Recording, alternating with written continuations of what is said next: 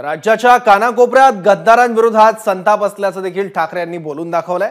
आता दिल्लीचा फोन आला की मिंदेंची दाढी कापते असंही ठाकरे म्हणाले।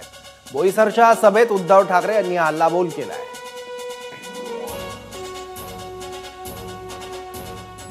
आणि पवार साहेब, मी काँग्रेस पूर्ण महाराष्ट्र पिंजून काढतोय।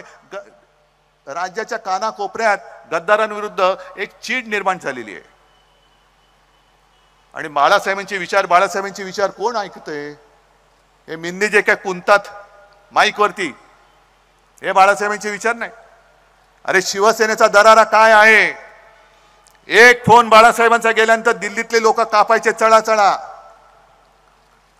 आता दिल्लीतला फोन आला का मिंदेंची दाढी कापते चळा। तुम्ही तिकडे चीनला उत्तर द्यायला पाहिजे।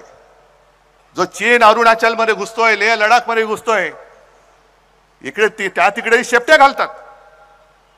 चीन घुसला तरी चालेल, पण उद्धव ठाकरे संपला पाहिजे। संपवा, माझं आव्हान आहे, उद्धव ठाकरेला संपवून दाखवा।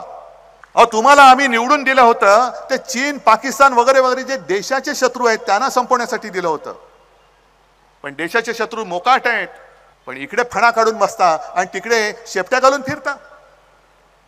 हा तुमचा भाडखाऊ जनता पक्ष नाही तर दुसरा कोणता जनता पक्ष आहे? एबीपी माझा, उघडा डोळे बघा नीट।